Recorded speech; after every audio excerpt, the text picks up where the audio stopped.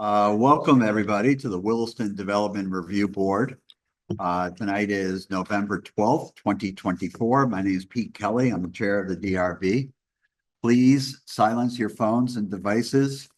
Zoom attendees, please stay muted unless it's your turn to speak. Resume technical questions. Contact the planning staff through Zoom chat. I'll begin tonight by taking a roll call of DRB members in attendance. Nate Andrews. Here. Paul Christensen. Lisa Braden Harder. Present. Scott Riley. Here. Dave Turner. Here. Chair is present. We've got everyone in attendance, so we do have a quorum. The Development Review Board follows rules of procedure and conducts quasi-judicial proceedings, aka public hearings like court, pursuant to Williston Unified Development Bylaw, WDB, Chapter 6, Appendix A. The powers of the DRB are established in and limited by this bylaw, as well as state statute, and expounded upon in the staff reports for each public hearing application. As volunteer public officials, we are held to the standards of the Williston Volunteer Policy in the Williston Conflict of Interest Ordinance. Questions for the DRB members about tonight's hearings. First question, does any member wish to be excused on account of a conflict of interest? Hearing none. Does any member wish to report any ex parte contact? Hearing none. Okay, first order of business is agenda item number 1. That's the public forum. That's an opportunity for members of the public to address the board on matters not on tonight's agenda. Is there anyone present in the room who would like to address the board, or anyone participating by Zoom?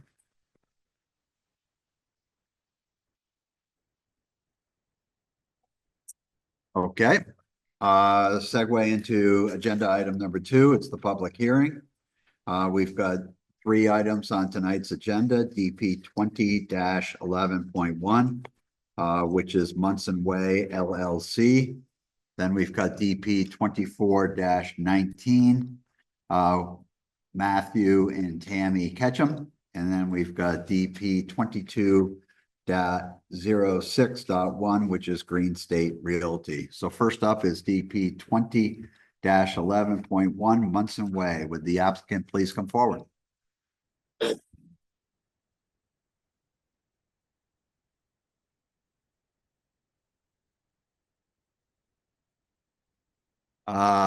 If you would please state your name and address for the record, please. Tim McKenzie, South Burlington Realty, 85 Shunpike in Williston. And Nicole Centerbar, TC Engineering, 478 Blair Park Road in Williston. Okay, welcome. Staff goes next. Thank you, Pete.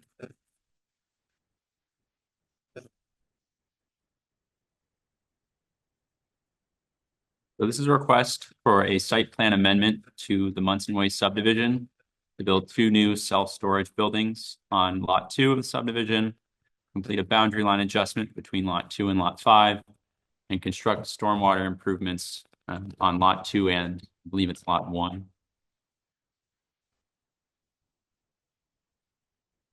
Staff is recommending that the DRB approve this application with findings, conclusions, and conditions as drafted. For project history, this is the first time the DRB has reviewed this request. Prior approvals include a number of boundary line adjustments in that subdivision and approvals to develop the sites as they are today with the self-storage and the Vermont discount store. For advisory boards, this is in the design review district. I'll get into that. The HDAC did not comment on this application. For other Williston departments, both the Public Works and Fire comment memos are included. The fire comments are included with limitations as noted. No comment letters were received at the time of mail out. And working into the project elements for the zoning district, this complies. Rear and side setbacks are determined by chapter 23. See that section in a second. The use is not changing and continues to comply. For access and connectivity traffic studies, there are no changes to the access, which means that there are no changes to the requirements for pedestrian or cyclist access. For traffic generation, the addition will generate an additional vehicle trip during the PM peak hour, and an impact fee will be assessed at the time of administrative permit. For off-street parking and loading, this also complies. The bylaw does not provide a parking minimum for industrial uses, and the DRB has some discretion here. There are no current parking spaces on the site, and none are proposed or required. This coincides with bicycle parking and end-of-trip facilities, which do not apply here. For dimensional standards, this also complies. The aisles meet the 20-foot minimum requirement. For maintenance, snow storage also complies. Snow storage areas are identified and will drain correctly. And no solid waste containers are proposed or required. As I mentioned, for design review, this is in the design review district.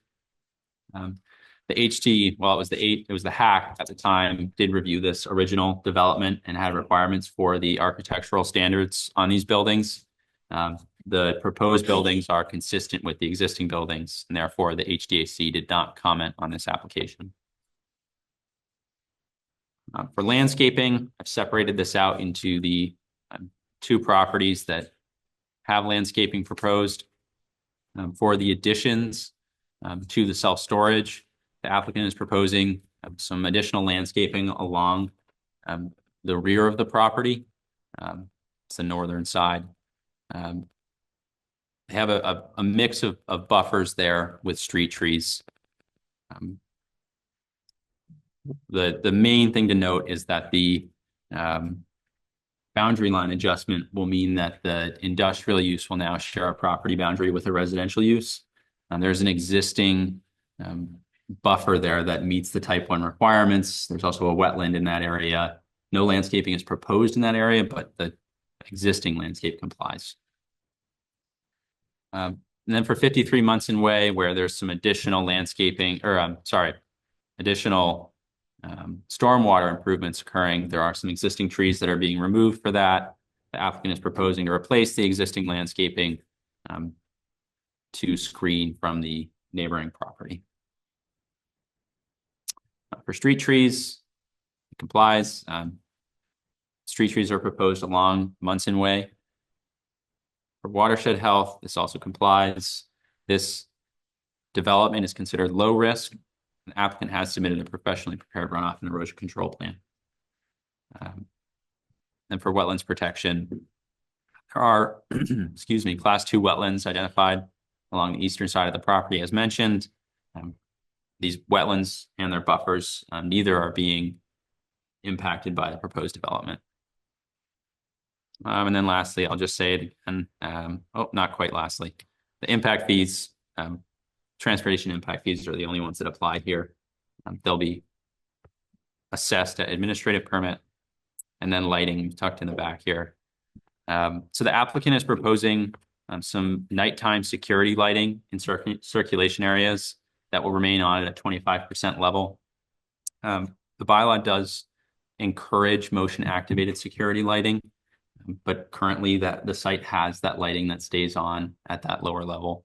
The proposed lighting levels meet the requirements for the table, or for the table 24C for security lighting, so it complies as proposed.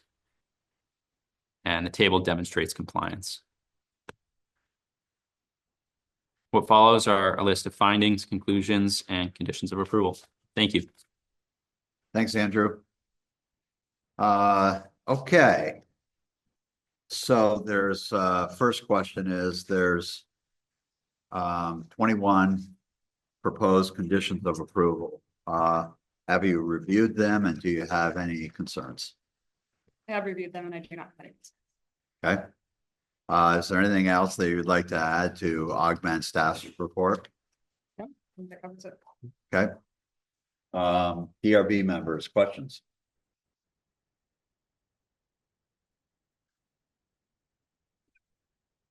Exactly are you screening?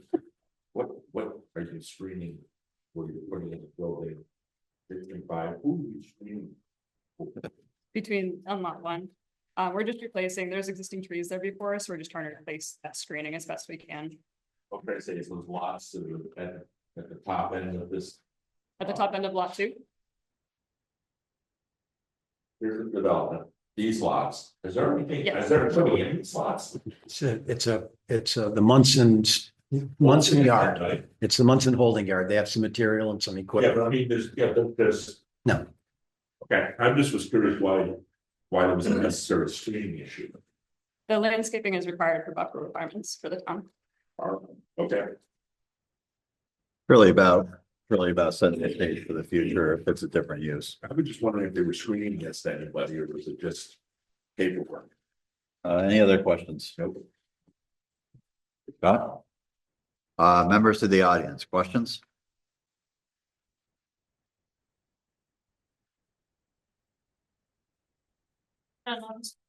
Okay.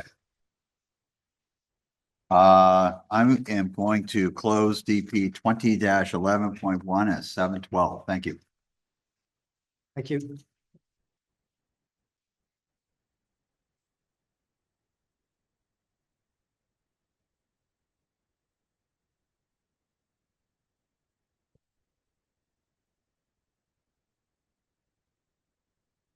Okay, next up is DP 24-19, Matthew and Tammy Ketchum.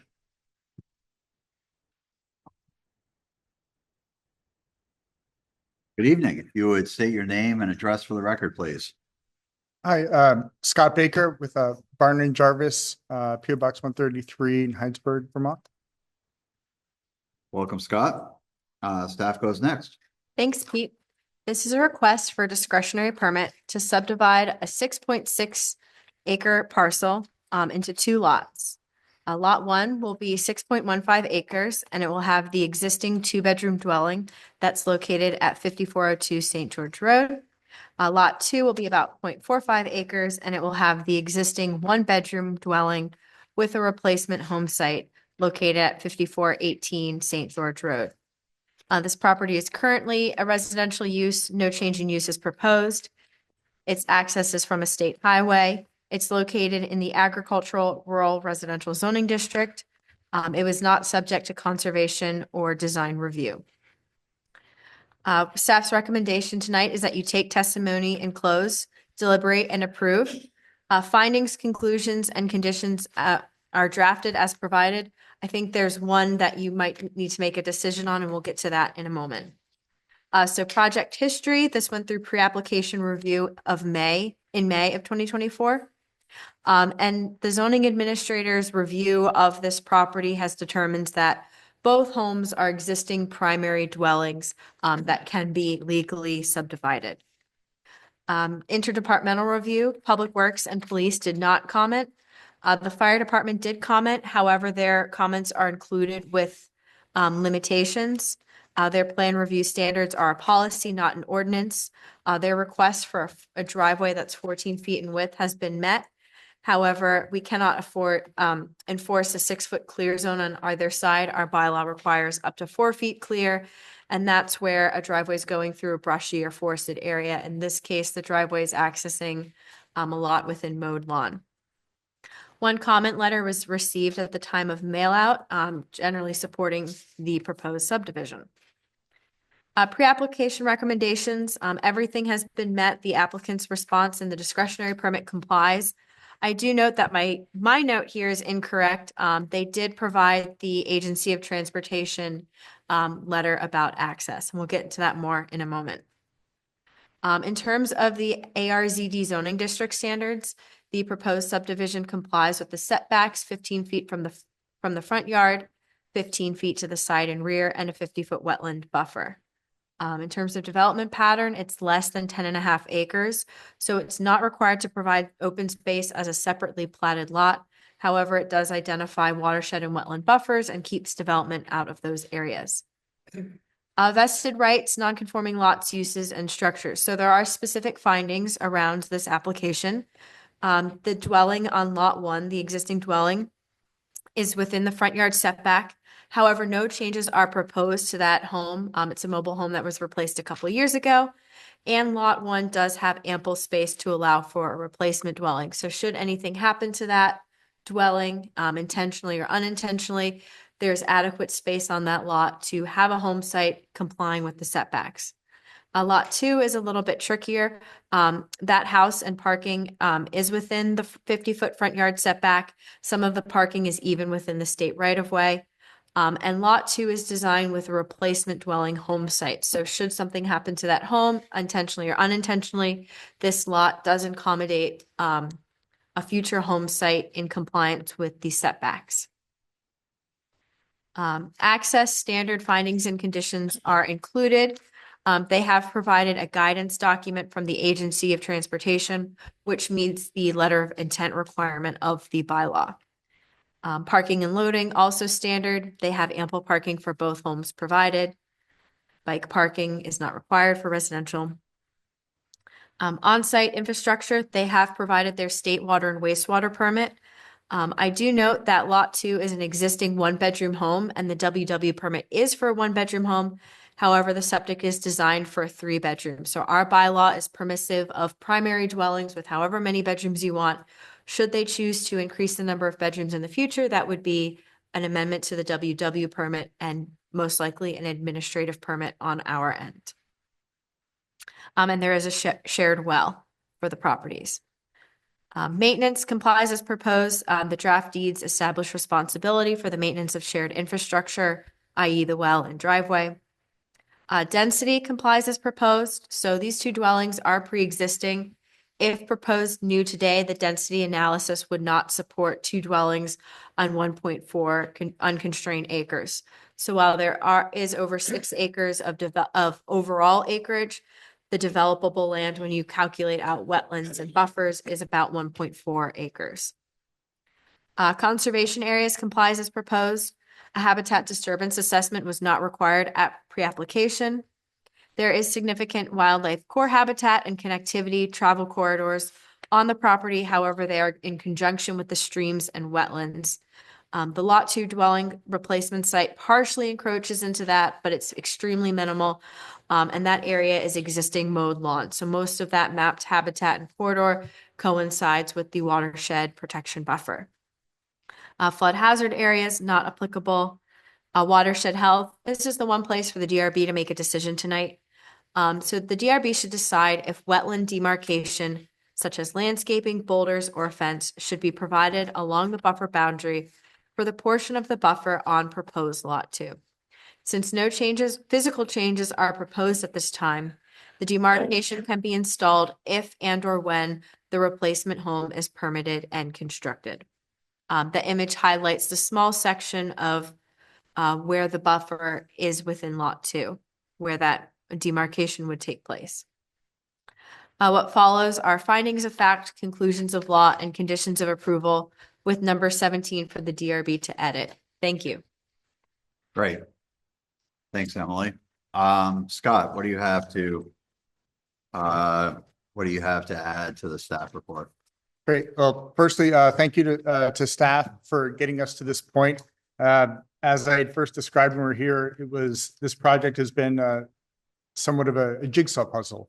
And I'm here with Matthew and Tammy Ketchum, who first came to us when the wastewater system had failed for the second home on the site, the smaller home. And that's what really started this whole process.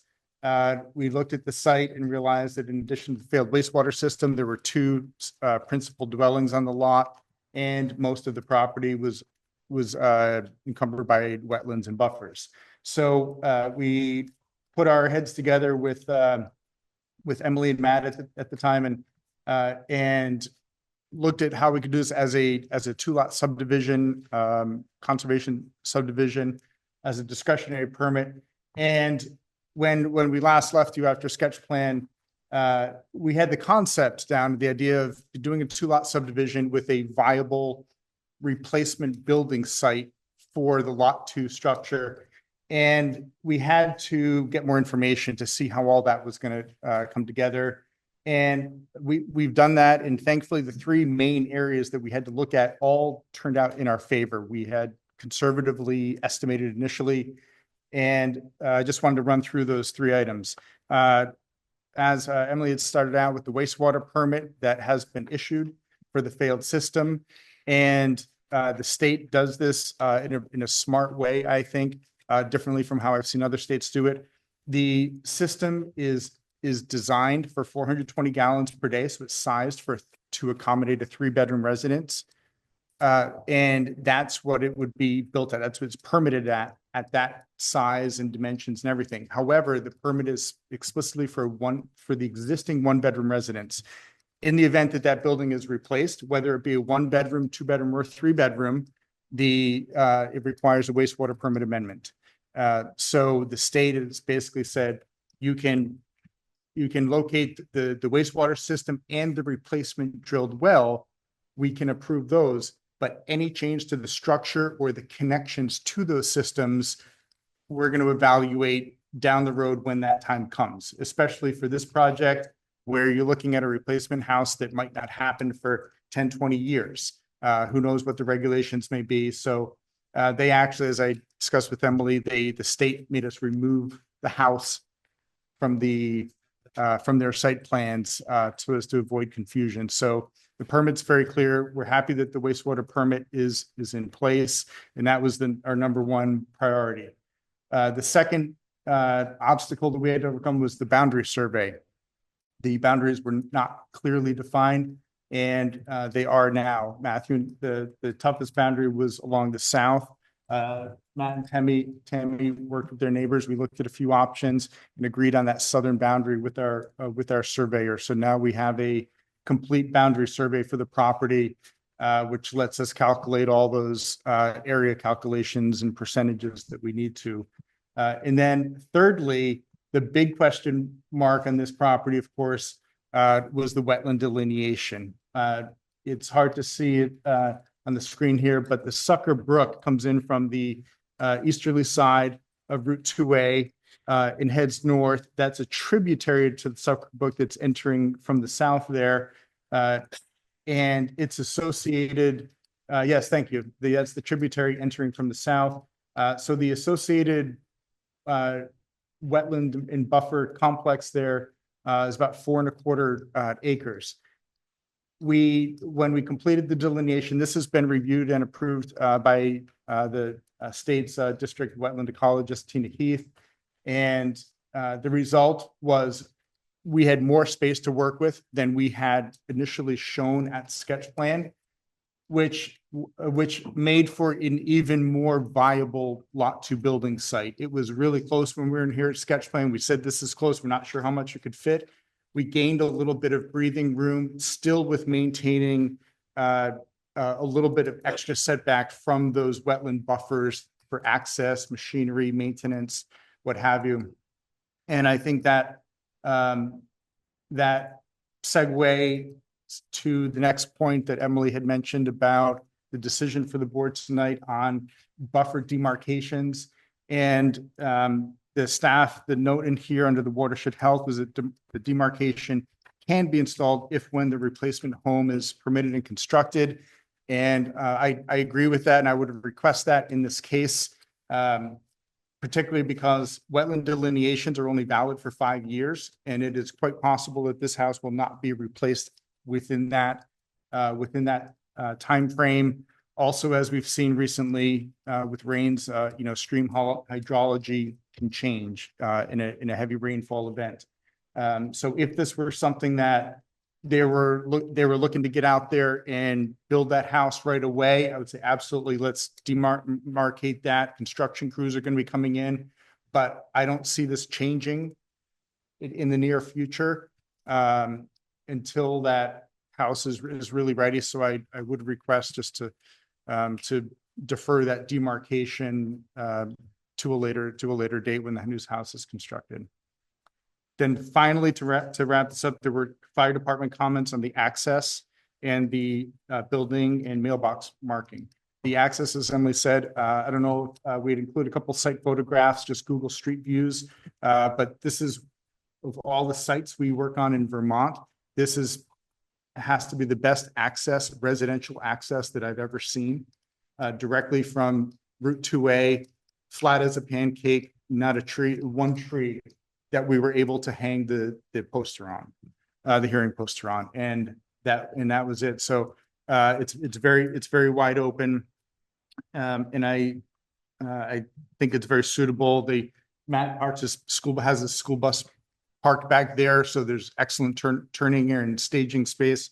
And then I think my last question was for the building and mailbox marking to comply with town ordinance. I wasn't sure if they were referring to any non-compliant issue currently, or if that was something that they were saying that the future replacement structure would need to comply with the numbering system at that time. I think that was it.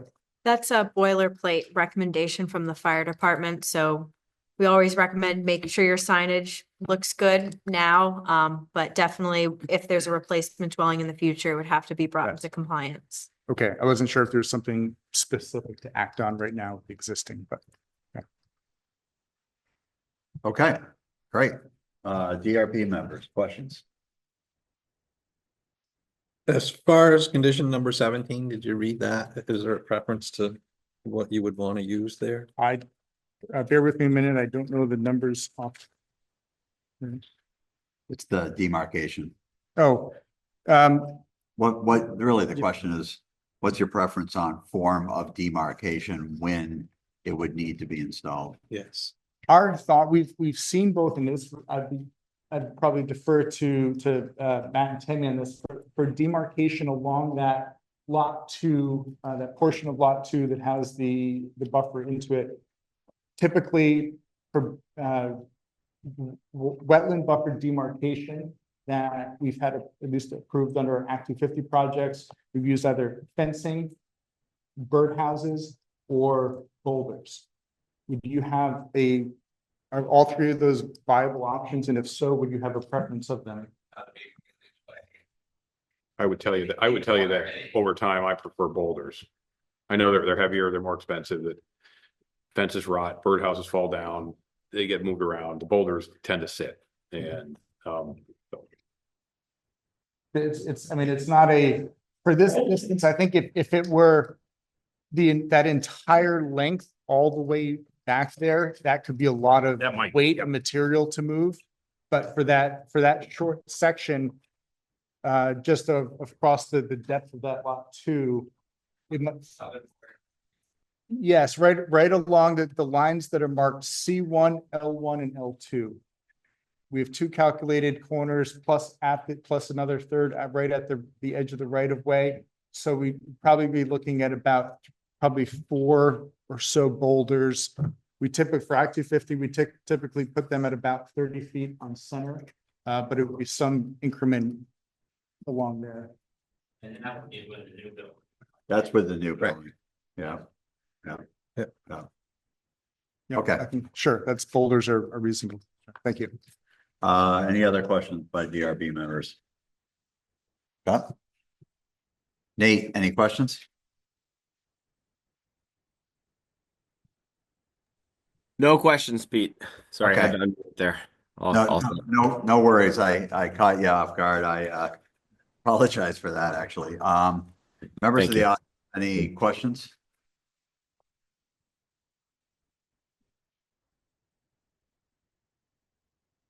Okay. I'm going to close DP 24-19 at 7:29. Thank you. Great. Thank you very much.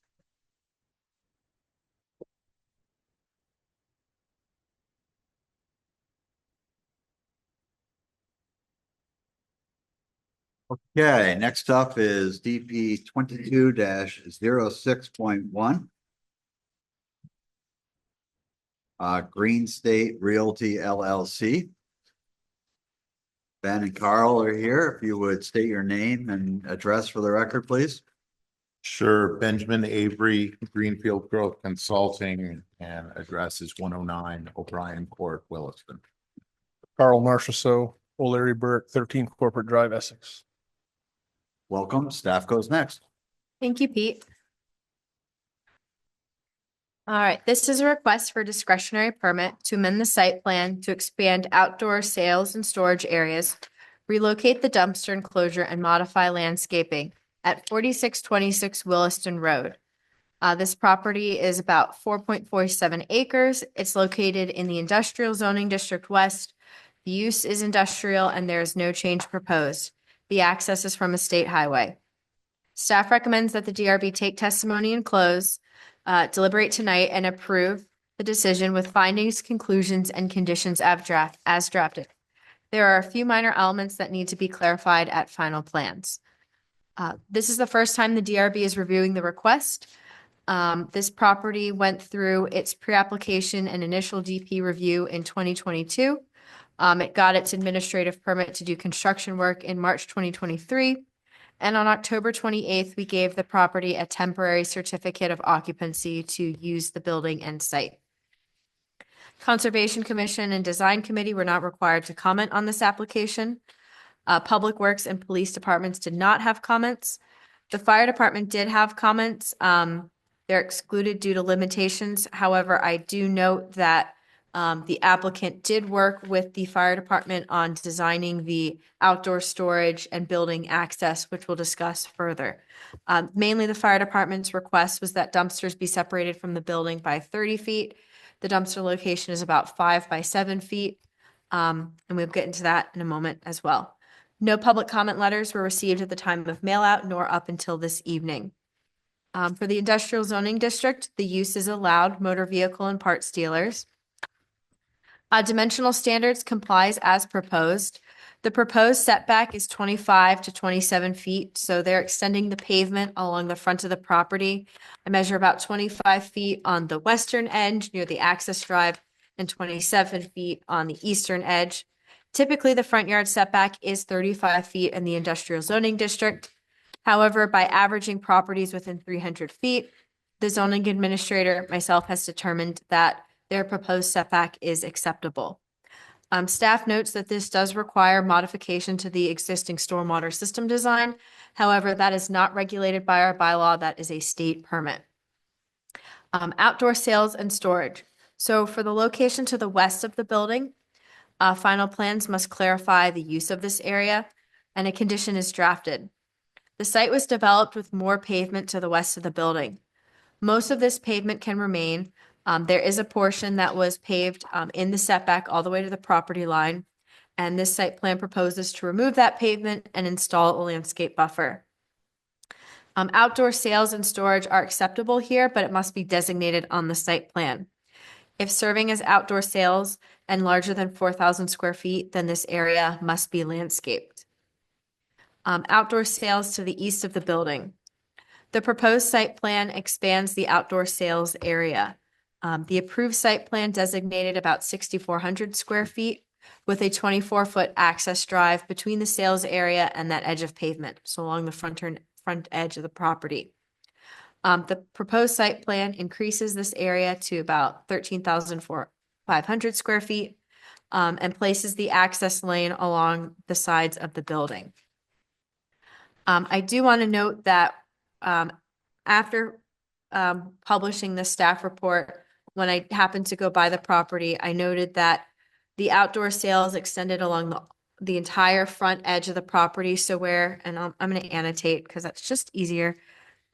This area had additional outdoor sales, and then it appeared that all of the parking spaces that are designated as parking spaces were being used for vehicles for sale, both on the eastern edge of the property and then on the western side. Let me see. Let me scroll back up. So the parking spaces on that western edge were also appeared to be used for vehicles for sale. And the additional paved area, where's the annotate on? This area Hey, appeared not to be for supposed use sale. it until you get approval.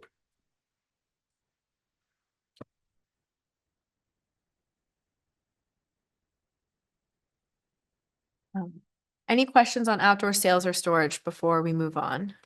Pete? Nope. All right.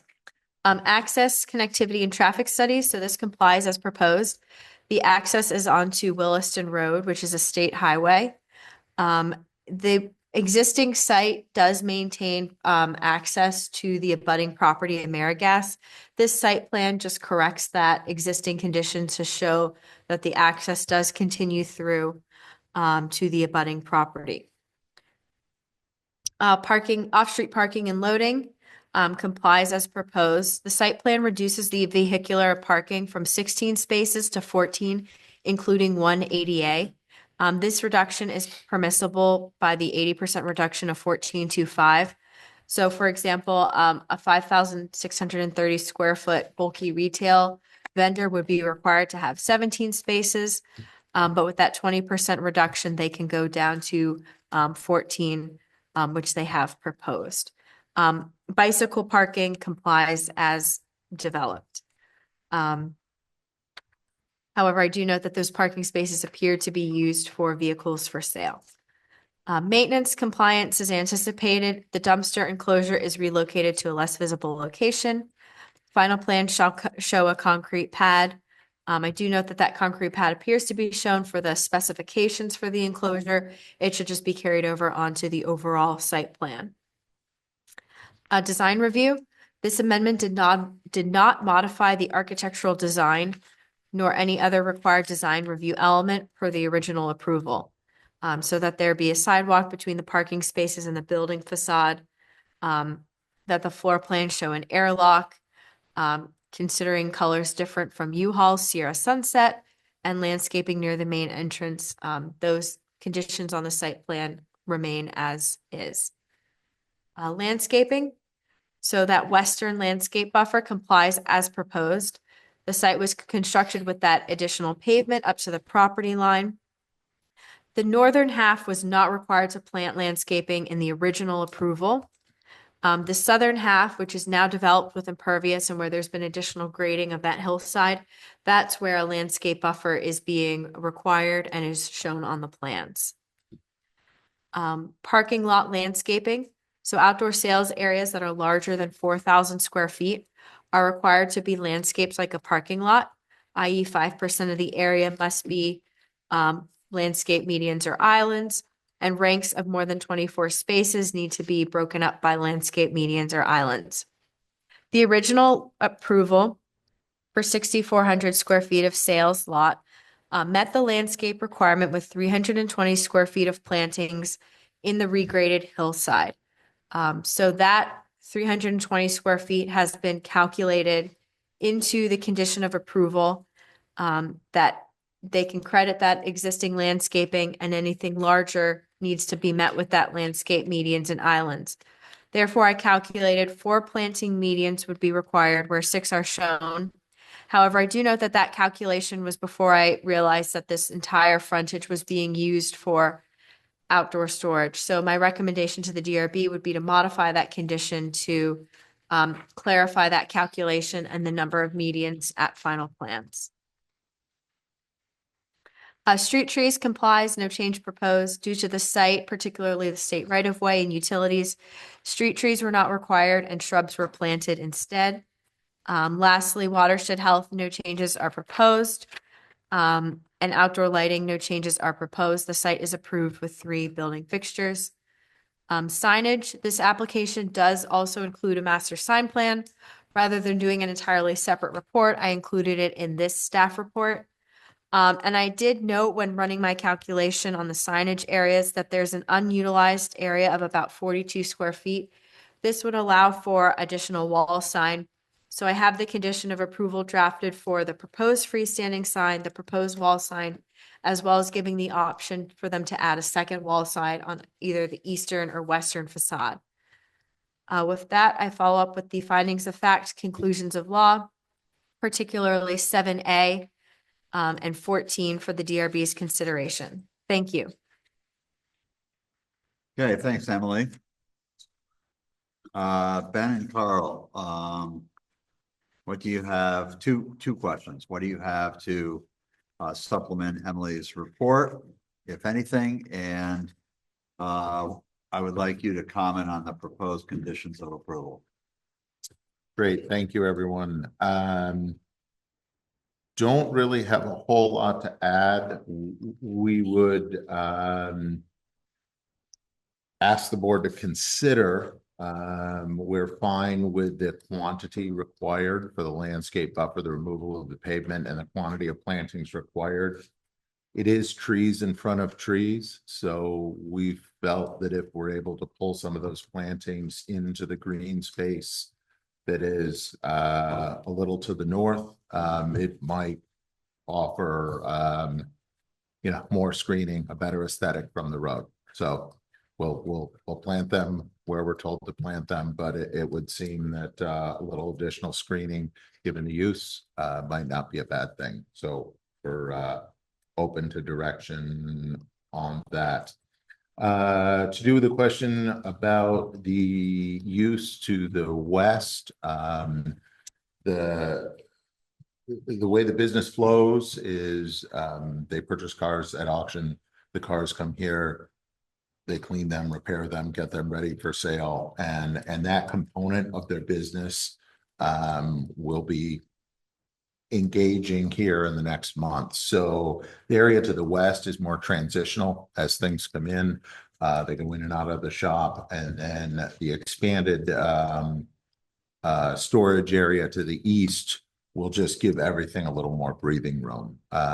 We don't anticipate, obviously, by the amount of pavement they're adding, it's not as if they're going to double the number of cars. It's just very, very tight in there right now. So this will give everything a little more room to breathe and allow things to flow more naturally. We did meet with the fire chief on site. His requests were that we stripe the 20-foot to the east and the west of the building and keep that clear of any parked vehicles, which is not a problem. And the client is aware of the need for that. That's it. I do recall from the original approval, when this came through, and just to get this back into the record, that the sales area, which you're expanding on the east side, was to be used for cars that didn't show damage or weren't rebuildable, weren't recovered, wrecked, or what have you. And at the area to the west, that was the area where cars coming in that possibly were either rebuildable or salvage, what have you. And that's where they were supposed to be stored. Is that correct? That's what I recall from the first time. West is incoming, east, so close to Incoming, where we right. are now is outgoing. Correct. That's Yes. what I recall. Yeah. Yeah. Okay. And the original plan just showed a storage area that I wasn't a part of that application, but it showed a storage area that didn't allow for any sort of circulation or flow or ability to move vehicles in and out. And upon review with the fire chief, he didn't love it because it didn't give adequate access around the building. So some of this is just moving this around to dimensions that make more sense for how their business operates. DRB members, questions? Right in front of the building, right now, like Emily said, there's a lot of cars parked there. Once you get things stable, will that area be for customers only to be parking? Or will you be putting cars there for sale as well? Yes, so the area directly, the space is directly in front of the building. I'm in and out of there a fair amount. I can tell you I was there at 10 o'clock this morning and there were no cars there. So I think it does ebb and flow. I do know that their business is very good for them. Their business has, I don't know how much, but the in and out traffic of their business is astronomical compared to where it was before. I think there are a lot of test drives. And when they leave for a test drive, the client or the potential customer will test drive the car. When they come back, they park it there. So depending on how busy they are, that is how that gets used. And this is anecdotal, but again, there every day, every other day, finishing out punch list items. And I can tell you that virtually every morning that I'm there, it's clean. There's no cars there. By 3 o'clock, as people come and go, yes, there's been cars there, but I would say that that's not a matter of them storing there. That's a matter of sales activity, and it doesn't, we can go down Shelburne Road, Shearer or Audi, and we do the same exact thing. You go to test drive your car, where do you leave it when you bring it back? Right in front of the showroom. So It just may be that I went by on some weekends or something when they were moving in, and it seemed like those spots were all full of cars that were for sale, and they were there for a few days. So I was like, yeah, I think they've discovered they've been busy enough that I've noticed that they start the day pretty clean. There's a fair amount of customer traffic, so which has been good. Mhm. Other questions? On condition number 22 from the original approval, it stated all vehicles stored on site shall be for sale and fully operable. However, that was, I believe before that western side of the building was showed for very much. So I'm going to pull up the approved final plan. So our bylaw allows outdoor sales, anywhere on the lot, particularly in the front of the lot. Allows outdoor storage to the side or rear. So initially that western side of the building, oh, I'm not screen sharing. Initially that western side had, an access aisle for the service lots, and the dumpster enclosure was higher up. So I think that condition was written when it was assumed that a lot of the outdoor storage would be more visible on the site. So I think the DRB could write a condition of approval that the western is for incoming service vehicles, and then the eastern side is for outgoing cars for sale. That is the way I recall. Yeah, I recall a discussion about anything that needed, needed body work, etc., was not going to be stored on site. Which is what you just said. It could be stored to the side or rear, but it couldn't be, front and center. Visible. Can you read that condition again, please? Yes. Condition number 22, all vehicles stored on site shall be available for sale and fully operable. Right, so the discussion that took place when that condition was written was about not having a junk car that needed significant repair stored on site. That's what that condition was for. And the applicant assured us that any vehicles meeting the description that I just provided would be done at a different location. Okay. And we haven't seen any. I can't tell the difference between the incoming and outgoing ones. I mean, they come in on a truck and visually they look like any of the rest of them. It's like any other used car dealer that they go through a inspection or whatever. Missing wheels, missing fenders, crushed fronts, backs, whatever. Yeah, I mean, there's nothing like that out there. Okay. Right. That's what right. we're trying to guard. And that's what we were guarding against with that. Yeah, you condition. don't want to salvage yard. Right. Got it. Right. Okay.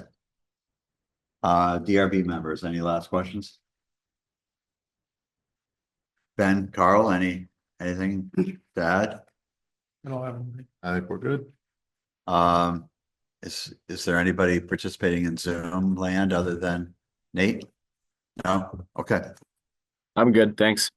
Okay.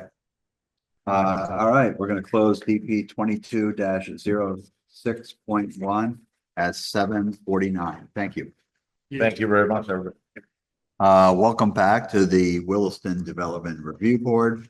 It's Tuesday, November 12th at 8:24. The DRB is out of deliberative session. Is there a motion for DP 20-11.1? Yes, as authorized by WDB 6.6.3, I, David Turner, move the Williston Development Review Board having reviewed the application submitted and all accompanying materials, including the recommendations of the town staff and the advisory boards required to comment on this application by the Williston Development Bylaw, and having heard the duly considered the testimony presented at the public hearing of November 12th, 2024, accept the findings of fact and conclusions of law for DP 20-11.1 and approve this discretionary permit subject to the conditions of approval above. This approval authorizes the applicant to file final plans, obtain approval of these plans from the staff, and then seek administrative permit for the proposed development, which must proceed in strict conformance with the plans on which this approval is based. Great. Thank you, Dave. Is there a second? I'll second. Lisa seconds. Any further discussion? Yay or nay? Nate? Yay. Paul? Okay. Lisa? Yay. Scott? Yay. Dave? Yay. Chair is a yay. 6 in favor, none opposed. Motion carries. Is there a motion for DP 24-19? Yes. As authorized by WDB 6.6.3, I, Lisa Braden Harder, move that the Williston Development Review Board, having reviewed the application submitted and all accompanying materials, including the recommendations of the town staff and the advisory boards required to comment on this application by the Williston Development Bylaw, and having heard and duly considered the testimony presented at the public hearing of November 12th, 2024, accept the findings and fact conclusions of law for DP 24-19 and approve this discretionary permit subject to the conditions of approval above. We did on condition of approval, item 17, want to designate boulders. So final plan should demarcate the watershed protection buffer on lot 2 with boulders. Thank you, Lisa. Is there a second? I'll second it. Scott seconds it. Any further discussion? Hearing none. Yay or nay? Nate? Yay. Paul? Yay. Lisa? Yay. Scott? Yay. Dave? Yay. Chair is a yay. 6 in favor, none opposed. Motion carries. Is there a motion for DP 22.06.1? As authorized by WDB 6.6.3, I, Scott Riley, move that the Williston Development Review Board, having reviewed the application submitted and all accompanying materials, including the recommendations of the town staff and the advisory boards required to comment on this application by the Williston Development Bylaw, and having heard and duly considered the testimony presented at the public hearing of November 12th, 2024, accept the findings of fact and conclusions of law for DP 22-06.1 and approve this discretionary permit subject to the conditions of approval above. This approval authorizes the applicant to file final plans, obtain approval of these plans from staff, and then seek an administrative permit for the proposed development, which must proceed in strict conformance with the plans on which this approval is based. We did make some changes to the conditions of approval. This is finding a fact. First, to the findings of fact. So this one is number 5 in the findings of fact. The testimony presented demonstrated that more of the site is used for outdoor sales and storage areas, including required parking spaces per WDB 14 than shown on the revised site plan dated 11/6/2024.